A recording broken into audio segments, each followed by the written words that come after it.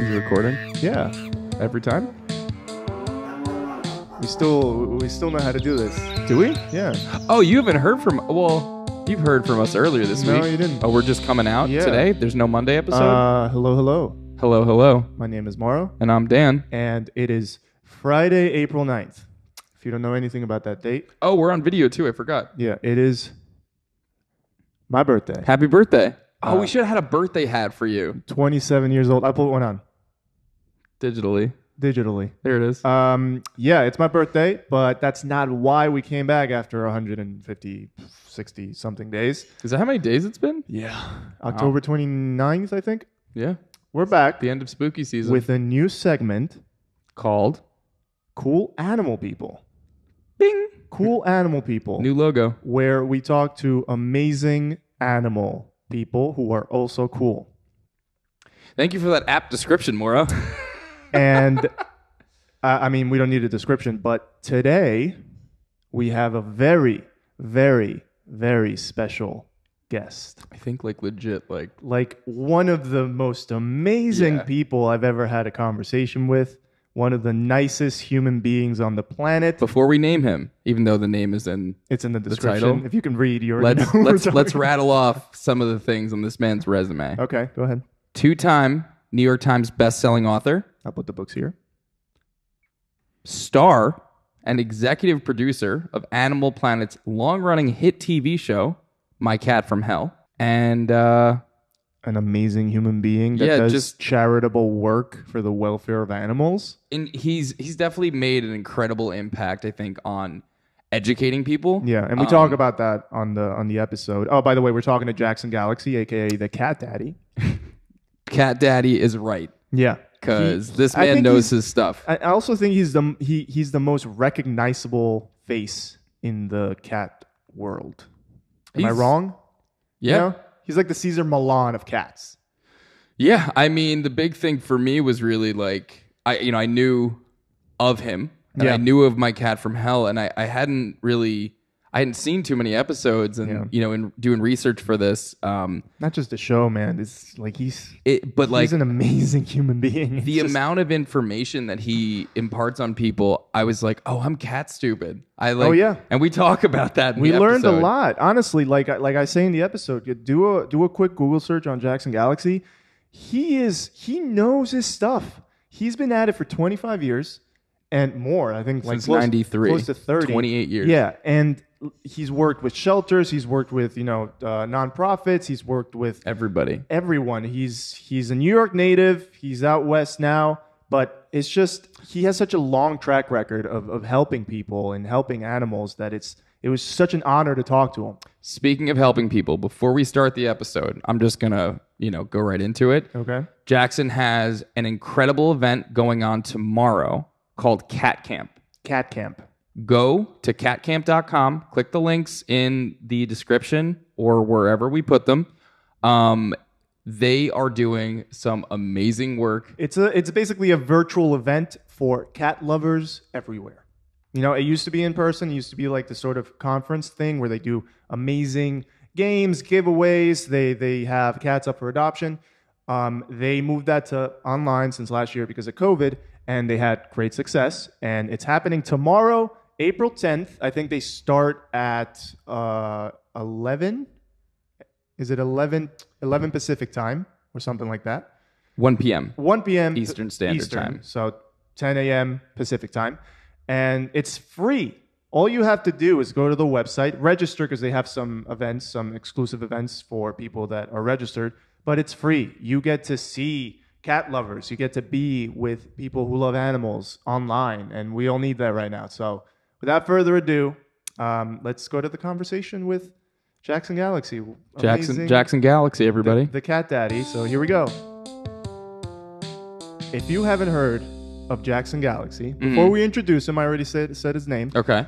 I want you to do a quick Google search on YouTube. During the podcast? Or whatever, just whenever you have time. Just hit pause. We'll be here. Don't worry about it. That's Jackson that just laughed, by the way. He's listening in. Do a little quick search and just learn from him.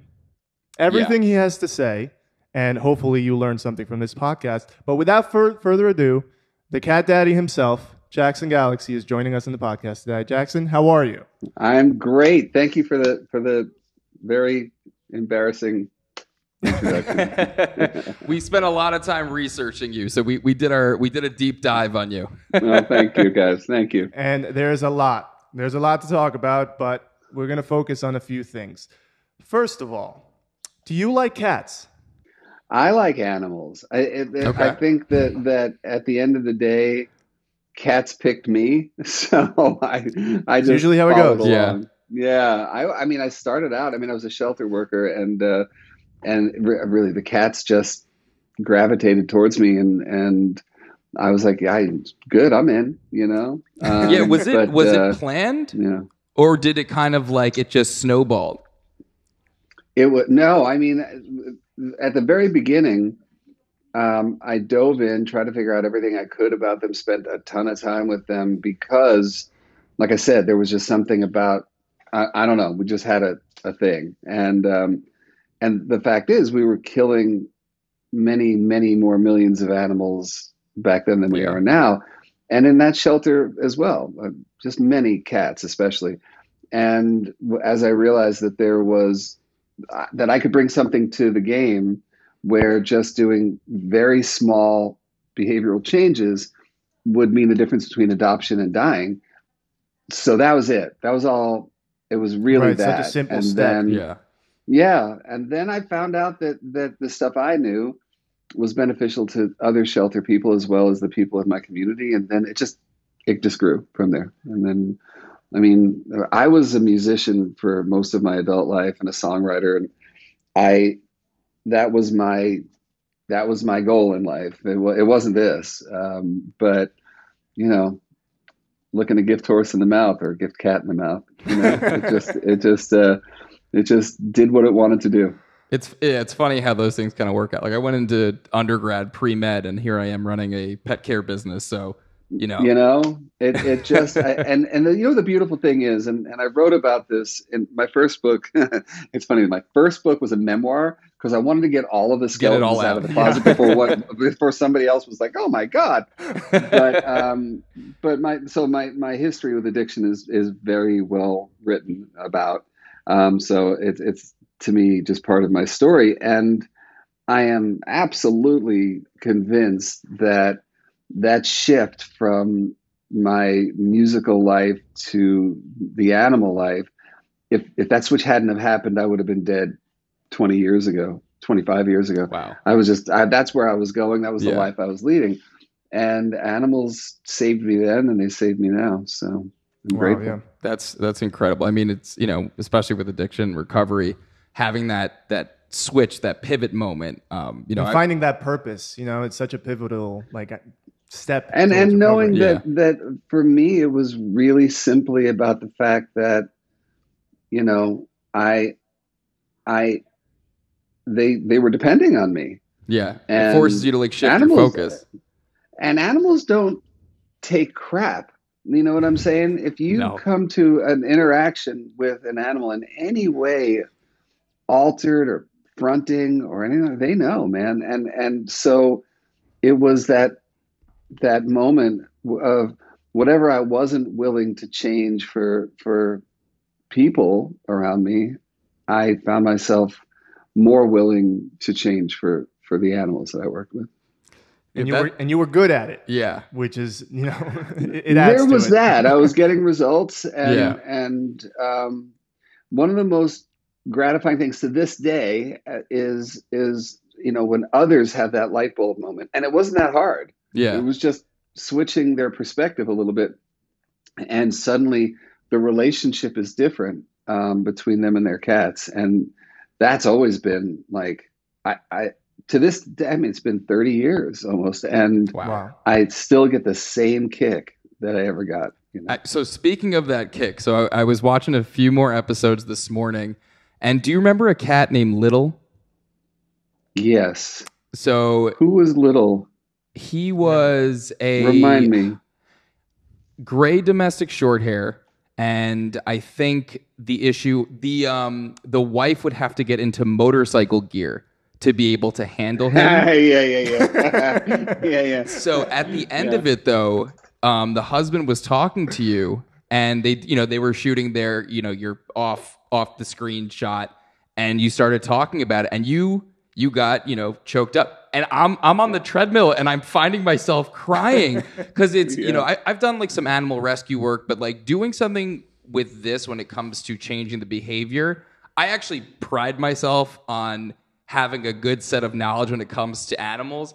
I was like, oh my God, I'm cat stupid. After we started watching your show, I was like, there's so much stuff I don't know. But it is such an impactful thing because, as somebody who loves animals, like I couldn't imagine the idea of ever having to give one of my pets up. Like I just couldn't process it. Being able to give that gift to people, that's a big deal. And like can, like Mauro and I were talking about this before. There's people out there who are in our space and they're, maybe not the most genuine people. You really care. Like you can tell that it's not like, a scripted thing. Like, and it's really beautiful to see somebody who is so passionate and cares that much. And, I just want to let you know you made me cry this morning. Yeah, have it translated to the screen too. I'm glad to make you cry. It's funny. Somebody at one point said to me, like, "Hey, we there's a Jackson Galaxy drinking game. We watch your show. If you bleed, you drink. If you cry, you drink. If you bleed and cry, then we chug." So you get wasted every episode. That sounds like a very dangerous game. Pretty much, man. Pretty much, because there's a pretty good chance that I'm going to do one or the other. I honestly, I am a very emotional person, and in times like that, it just it's the change in relationship. It's not the change in the cat, and it's not the change in the human. It's the change where suddenly they realize that I'm in a relationship. Yeah, this is not about a piece of furniture. Because the thing that really gets me, and I think this is because of my. I never left the shelter. I still work very closely with shelters, and to know that in many places like California, the cat goes into a shelter. There was about a 75 to 80% chance that they wouldn't come out alive. Yeah. And we've been changing that over time, but to know that in those moments, a door opened for them, not just for their relationship with that cat, but just their relationship to animals, and just that switch. And this is why I call people guardians and not owners. It's just know that there is a difference in the quality of your life when you invite them in, more so than you are. So that makes me cry all the time. Yeah. So that's a beautiful thing. It's a powerful thing because you're not correcting the animal. You are giving the guardians the tools necessary to improve that relationship. You're not going to a house, okay, here's the cat, and boom, he or she is corrected, and you're leaving. No, you're setting them up for success in the future so they can have a better relationship with them. I think that's super powerful.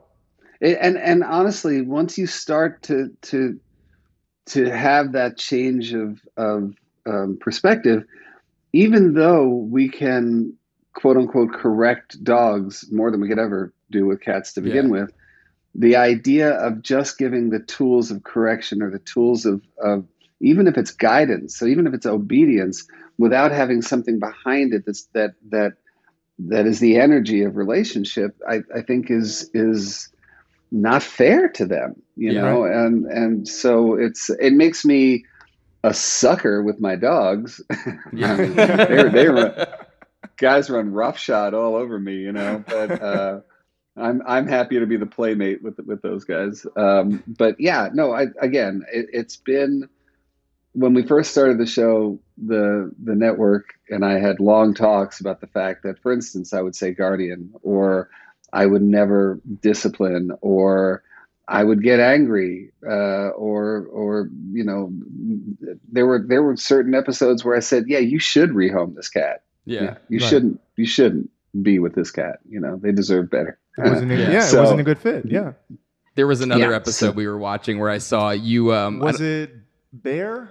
I think, or it was. Bear was one of the first episodes. It was one of the first episodes. But you could see your face. You're just like, what what are you is this doing? guy doing? Like your eyes Yeah. were just huge, and I was like, what is he gonna do? But don't forget, so those first episodes, our first quasi season was 3 episodes. Right. Yeah. So with every one of those cases, with every one of those episodes, it was like do or die for me. Yeah. Because if I fail, if I'm not some sort of cat magician here, I don't get to make TV anymore. So Bear was the very first one. And Yeah, that's what I think it was the first It episode. was, yeah.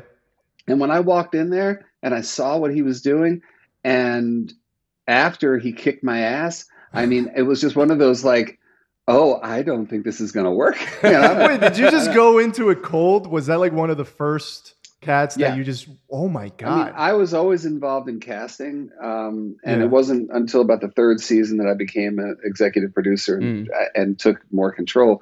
But in those early days, and even in the later days, I tried to know just enough so that I could still go in and have an authentic experience, you know, and not have a preconceived notion about what I was going to do. It's hard to avoid. Yeah. Yeah. You know, if somebody says, my cat is doing X, Y, Z, I go, oh, well, I know. Here's A, This B, is and what C. you do. Yeah, it's 5 total minutes, cut folly. to commercial, we're done. You know, and I mean, honestly, there was another, that one of those episodes, the 3rd one, there was a cat named, oh my God, Minibar. There was a cat named Minibar. That's a Minibar. great name. And, well, you know what's funny? Because they already had a cat named Fubar, and this was a kitten, so they named her Minibar. That's really But she was completely feral. Yeah. And they had been suckered by a rescue org who were like, no, she's just shy. Oh my God. Totally Oh, feral, man. So the entire episode was me trying to domesticate this, 6-month-old cat, which is very hard. Yeah. Oh, wow. And also these guys lived in a huge loft in downtown LA. And so she had a ton of places to disappear to. Yeah, I was gonna say there was a lot of hide and go seek Yeah. there, I'm sure. I camped out in that house. Those guys went on vacation, and I lived in their apartment for about a week and a Oh, half, wow. working my day job, then going over there and sleeping there, just to get Minibar to just trust me for a second, so that at the end of the show I could demonstrate something. Right, Yeah. No, it was a very stressful bunch of months there. But I could only imagine, like in the beginning, where it's like, yeah, It's a whole process. your future of the show relies on like, I got to make this happen. 3 episodes, man, and we got no support from the network. We got, Wow. I mean, it was basically word of mouth through the cat bloggers and the animal bloggers I knew already in the rescue community, and that we created an audience because there had never been a cat show on TV before. Yeah. So, Exactly. It's funny because I was watching some episodes in preparation, and my girlfriend, who loves cats, her entire life she's had cats. We have a cat of our own now, Kevin Linguini. I press play, and like 2 minutes in after the intro, she came running from the other room, and she's like, "What is this show?" I'm like, "It's My Cat from Hell. Let's check the galaxy." It's like, oh my God. She sat down and watched all the episodes in preparation that I did. So That's you great, have man. yourself a new fan just Yeah. out of nowhere. I mean, I'm psyched. I mean, we're still working on new shows, and I mean, My Cat ran its course, and I'm happy about that. Yeah, I you mean, 11 seasons, right? Yeah, That's- over 100 episodes. That's and pretty good.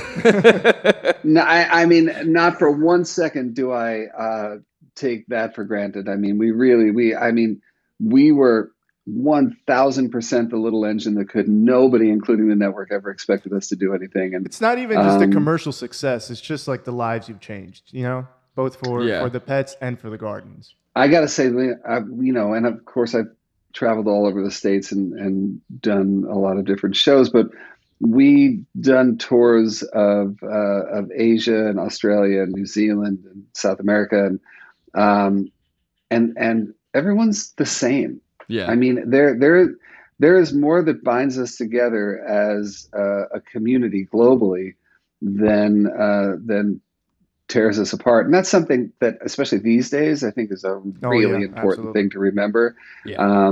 And that was something that was just gifted to me by a show that is broadcast in probably, I would say, about 85% of the entire globe, So it's something that's a really, really precious thing to me. And gives me a lot of faith, especially these days. In terms of like impact for you, who would you say was the cat that really left like the biggest impression on you throughout? I'm sure there's probably hundreds. Yeah. But There's like a lot of cats. It's a lot of yeah. cats. And I got two. I All mean, right. one is we had to go up to Portland for a cat named Lux, who was they call him the 911 cat because we had just finished filming the season, and the next day it was something on Inside Edition or whatever that they had, the phone call to 911 of this family locked in a bathroom while their cat is, and you could hear the cat throwing himself at the door. That's the plot to Pet Sematary. And they totally called 911. Wow. And the story took off, and within 2 days I was up there. And Lux was his name, and is still his name. And it was, and you got to remember, I was already completely exhausted. We had filmed 6 straight months. I had been away from home for 4 months. Wow. I was exhausted. And 2 days later, because you know how you prep yourself, and you're just like, I'm at the finish line. Yeah. Yeah. Oh, We're shit, done. another mile. Just kidding. Yeah. So, but he was a dangerous cat. He was in the wrong home. I mean, it just was not right. I had to get him out of there. Then I had to find him a foster home. Wow. And they fell in love with him. And then he sent them to the hospital twice, and back and forth and back and forth, and went back and forth for about 5 months. And even though we had sort of a happy ending on the show, it didn't end that way. Yeah. And so he finally, I finally realized that he didn't belong with a family. Right. So thankfully, Best Friends Animal Sanctuary, I called in a few cards over there, and they took him, and he's had a really happy life. Actually just got adopted after about 4 years by one of his handlers up there. So that's amazing. Yeah, no, it makes me incredibly, I loved him, and he would have wound up here, I think, if I ran out of options. My wife, who is that kind of person, was like, hell, bring him here, let him kick our asses, So and the second thing I got to say, even though I've had so many wonderful personal experiences cat on cat, after many years of trying to convince the network to do this episode, our last episode was in Philadelphia, and it was our big hour-long feral cat episode where I go to Philly, meeting up with friends of mine in the TNR community, in the feral community, and we do this wonderful thing where we have a big sort of community engagement fair. We try to get kids and adults to help out, raise consciousness, and then we would go out there and do a lot of trapping and show the world this is how we take care of community cats. And I'll never forget the day. And it was just and you'd have to watch the episode. There was a lot of story to it, but at the very end, we went back out to where these cats, we needed to release them back into their colony. And at that point, I think there was 12 of them, 12 cages, 12 volunteers, including an 8-year-old girl who was just the most amazing kid. And then in that moment that we opened up those traps and let those cats run back, it all came flooding to me how we had to fight so hard for this episode. We had to fight so hard to convince the network, the production company, the public that, the end of this episode is not a cat cuddling in your lap. The end of this episode are cats running back outside, to this building, and that's okay. And I'm so glad that was the last statement that we could make with my cat. Raising awareness that it's not just about go to a shelter, adopt a cat, bring it home. Exactly. It's not just about the cats in your home. Yeah. Your love for cats should extend to the ones. It's just a wall. Exactly. Yeah. I mean, I've got my cats, 7 cats in this house. I've got 4 outside my home. right there that we feed every night, we care for, we take to the vet, we care for them on their terms, Yeah. but we still love them. That if we can create that symbiotic relationship nationwide, we are going to have a better outcome for millions of cats. Yeah, some people don't understand that, the feral cat community needs that sort of care from people that understand what kind of care they need. It's not about just your that, cat cuddling in bed with you. They're living their own life out there. Yeah, there are They're other fine. cats just kind of doing their thing out there. They're doing their thing. And all we can do for them is control their population. Exactly. Care for them if they're injured. Feed them, spay and neuter them, man, because that's something that I think people don't realize. But I think it's not just showing care for the animals out there. It's showing care for the people who care for them, because there's not enough. Yeah. And they burn out. Same with shelter folk. They burn out. And we need a new generation of committed people. And that's why that 8-year-old made me cry, because I'm sure. to know that we were in good hands. And that she understood, Yeah, she got it, man, and she was happy about it. Exactly. She wasn't all dour about it. She wasn't sad about not being able to bring one of those home. She understood what you were doing. She absolutely understood it, and to know that that's the direction we're heading is people like me who have spent entirely too much time in animal welfare.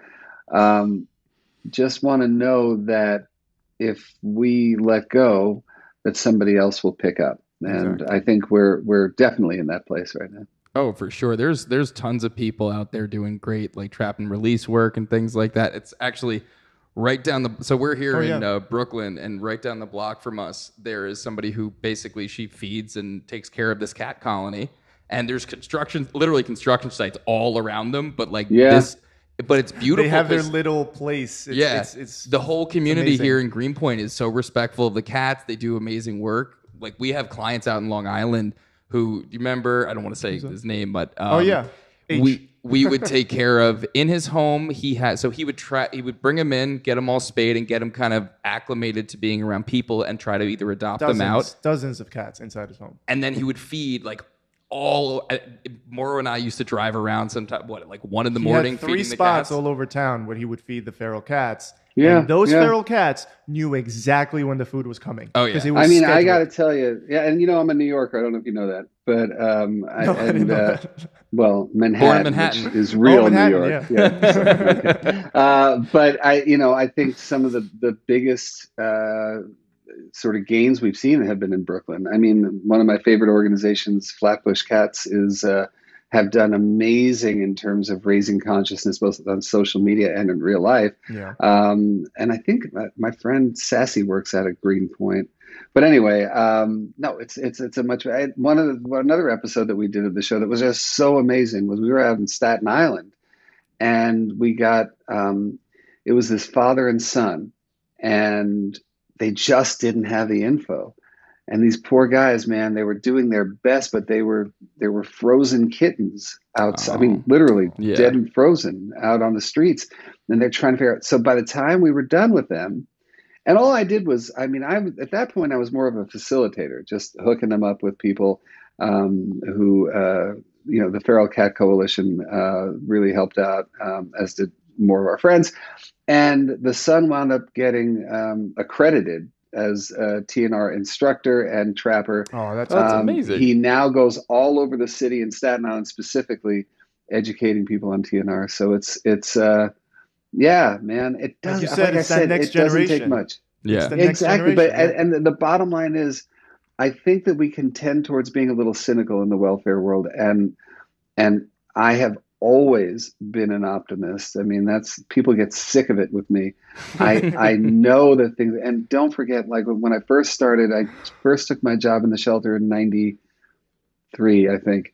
And the stats that year, I think, were somewhere in the neighborhood of 12 million dogs and cats being killed in the shelters. And we are finally down under 1 million. I mean, we're down at around 800,000, which is ridiculous. That's and the amount incredible. Of time to change the consciousness of this entire country to the point where people know to spay and neuter, they know to look for adoption. Awareness. And empathy. Yeah. And I think that's it. We can be aware, but to know that these guys, they have lives, they have personalities, they are no worse than we are. And but they can't speak for themselves. They don't have money. They don't have lawyers. They have us, and that becomes what's turned out to be my life. Yeah. Who'd have thought, It's awesome too, seeing with like social media and stuff like that, like a lot of people who are promoting, TNR work and all that stuff. Yeah. There's I'm trying to think. So I Am Mosho, we got him who's out there talking about great stuff, and then Sterling Trap King. He's actually to be coming on the podcast later this year. But there's tons of people out there doing incredible work. And I'm gonna segue it in. You have some of those people as keynote speakers at Cat Camp. Yeah, nice segue. Oh, nice this is why he's segue. here. So can you tell us about Cat Camp? And unfortunately, the kibosh got put on Cat Camp obviously last year, along with the rest of our lives. Otherwise, we'd be in New York with you guys. And we were scheduled to do San Diego. We did Vegas the year before. So Cat Camp was starting to expand out of New York, and we had to shut down. But then Christina Ha, who's our founder and the owner of Meow Parlor in New York. I walked by Meow Parlor and it looks gotta go in, man. man. Yeah. It's like Did right you know off the Meow Williamsburg Parlor? Bridge. Meow Parlor is actually I think it's one of, if not the first cat it was the first one. It was the first one in the States. Can you believe that? So anyway, we had sort of a heart-to-heart about it and tried to say, is it worth trying to make this pivot to the virtual event, which they weren't getting much traction up until that point. But we decided to do it. We did our first one, and the response was ginormous. So we did it again for the holidays. Again, we had great response, and of course our camp counselors come from all over the cat world, and they were amazing. And we're doing it again, and that is on April 10th. And it's going to be our Spring Forward event. So the idea is no matter where you are in the cat spectrum, whether you're just cat curious or you've got a few cats or you're interested in helping your community or foster or any of those things, we're going to have stuff for you. Plus a lot of fun stuff. We just nailed down this one guest who's coming in to teach us all about creating cat gardens in our homes and what's healthy for our cats, what's toxic. And she said something to me while we were interviewing her the other day. Her name is April, and she said, and I'm going to teach you guys that you can actually have cut flowers in your house again if you have cats. And I was like, really? Wait, what? I want to hear about that. Wait, what? Yeah, exactly. What do you mean? I can have flowers. You got to tune in.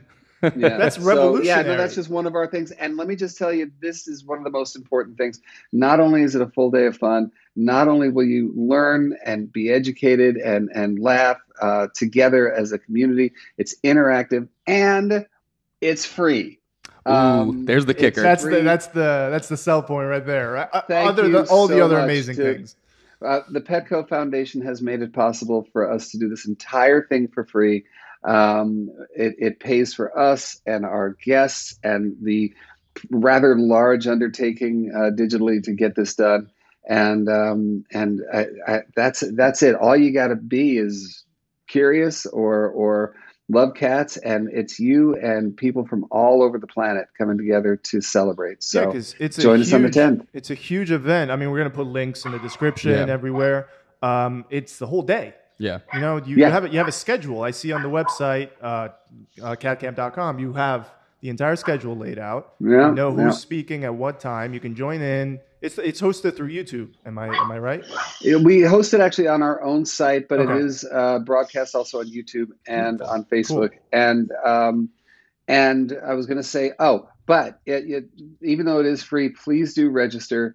Not only are you eligible for some seriously cool prizes, and including a private consult with me, which is not the best. We got better prizes. Also, we will be having limited admission events that only if you're registered will you know about them. So, that's cool. yeah. So It's a few all that weeks will be away. in the show notes. So Everything. when this is going live, it's going to be tomorrow. So if you're listening right now, Oh yeah, right. click the link right now, add it to your calendar. Make sure you are tuning in tomorrow. Also register at catcamp.com. Yes. So you don't miss the Please do. events. Yeah. And it's my birthday today. The time Technically, it's his birthday. the time that the Happy episode comes out. birthday. In the future. So I will definitely be joining in because obviously I told you my girlfriend loves cats, and she also had one question for you. Okay. How? She actually had two. No, I'm going to ask just There's the no one. way I get away with that one. I'm going to ask just the one. How does she know that Kevin, our cat, loves her? You know what's really interesting is I will be putting out a video by the time most of the audience will see. There's a video coming out next week saying 5 surefire ways to get your cat to love you. So if he doesn't already, then He's just a very hard to read cat. That's the thing. Here's the thing: if he chooses to be. I mean, he might not be the cuddly cat who you can pick up and swaddle and do whatever, but his proximity to you is important. The fact that you can walk by him and his body language just shows relaxation as opposed to stiffening up. He loves you guys. That's it. Yeah, I think he loves us. Yeah. With those two, I can do mean, whatever. Like I can pick him up, put my face right up to his. He'll just. He's up. like silly putty. This He's cat. just Like, very. you just hold him like he's that. very neutral. I was in the playing it face. safe. I was playing it safe. I just kind of figured that there could be an interpretation that he hated you. But if you can, no. if you can smush on him, then yeah, you probably got it down. I mean, the thing is that with cats, everything is about trust. We think about them in terms of being. From an evolutionary standpoint, and I hold firm to this, I don't think they're really domestic animals yet. Right. And they are smack in the middle of the food chain. Yeah. They have to be on the hunt, and they also have to worry about being predated upon. So the ability to be picked up, to know that they're safe, to be belly up in the world, those kind of things, that's love, man. That's love. So, Juliet, you heard it first from the expert. Kevin loves you. I think because he's not very reactive. No. He will not react to you doing, like he will purr, he will rub up against you, but he's just very nonchalant about everything. So that's why she gets the sense that he doesn't love her. I'll tell you a quick story that right now we have a lot of animals, but we have a feral kitten in our bathroom. We're trying to socialize her. And part of what we had to do was separate her from her sister because her sister was doing well and can go to another foster home and have a bigger experience, but she was very scared. Only in the past couple of days, I will sit with her. I'll do nothing. I'll just read a book or do whatever. And the other night, she just walked up and just rubbed her body on my leg. God. So that alone, when you think about that was the first expression of something besides I'm not going to run away from you or hiss or do whatever. She just walked up and just gently on my leg. Now, of course, I reached my hand down and she headed for the hills. Too soon. Nope, too far. Yeah, too soon. But that is something also you can tell Juliet that it's the body marking. It's like my scent and your scent. We belong together here. Right. You know, that kind of thing. I see that's one of your steps in the process. In every episode, you need that one-on-one time where you just walk in the room and do nothing. You know, like just be around the cat. Stop trying so hard. Yeah. Remember that if there's a group of strangers in a room and a cat, the cat's going to go to the people who are either afraid of them or allergic to them or hate them because they're not trying. They're keeping to themselves. And cats like that. They want to be the one. They want to do it on their terms. So, stop going for the pets, and you'll win faster. Don't try so hard. Play hard to get. Try so hard. Is that the motto of the entire podcast? Don't try too hard. Don't try so hard, you guys. And that goes for everybody, everywhere. I know we want to. I know we're starting to come out of this specter here of pandemic, but I think we all have this. We're like, okay, ready? Let's go. We need to now. So hard. Yeah. So before we wrap up, Jackson, I would love to know, obviously you've got a huge platform and you get to inform lots of people, but for our listeners, what do you think, one, what's the biggest piece of advice you'd give to cat owners? And then what is the biggest misconception about cats that you'd like to help dispel? I mean, I think, one of the biggest things I'll tell cat people is exactly what I just told you guys. Just, realize that it's a relationship. And as such, more so than dogs for sure, you have to be ready to compromise a little bit. You have to be ready to meet them at the communicative fence instead of expecting them to come to you. That's the nature of having a cat. And it's worth it.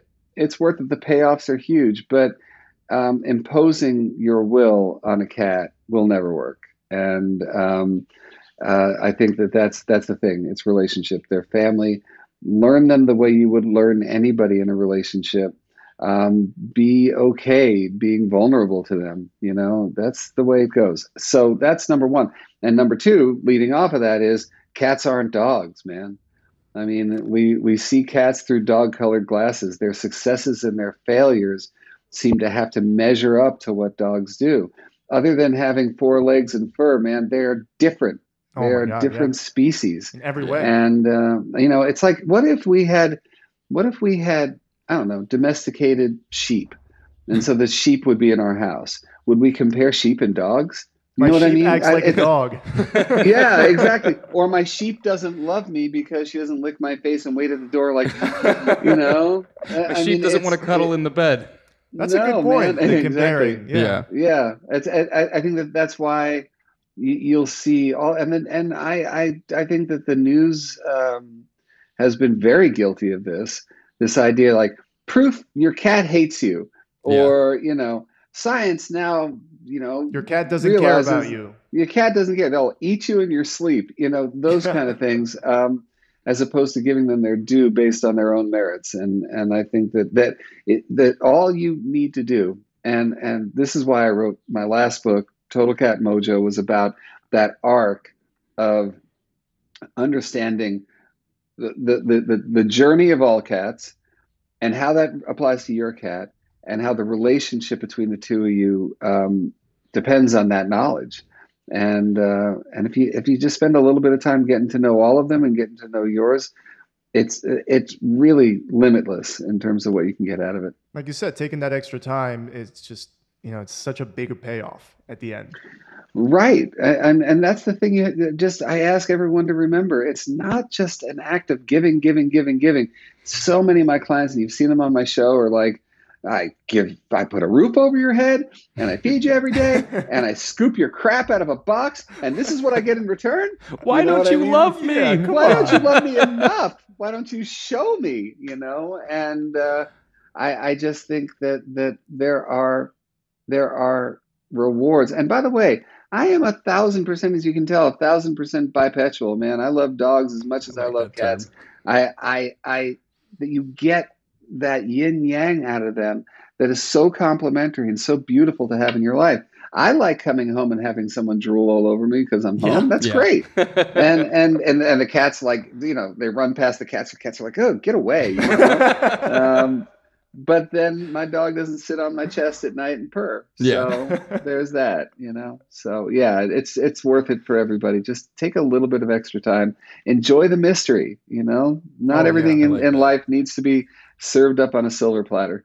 That's a quote. Enjoy the mystery. Enjoy the mystery. Well, yeah, cats are mysterious. They're on their own thing. They're on their own spectrum. Yeah. Yes, exactly right.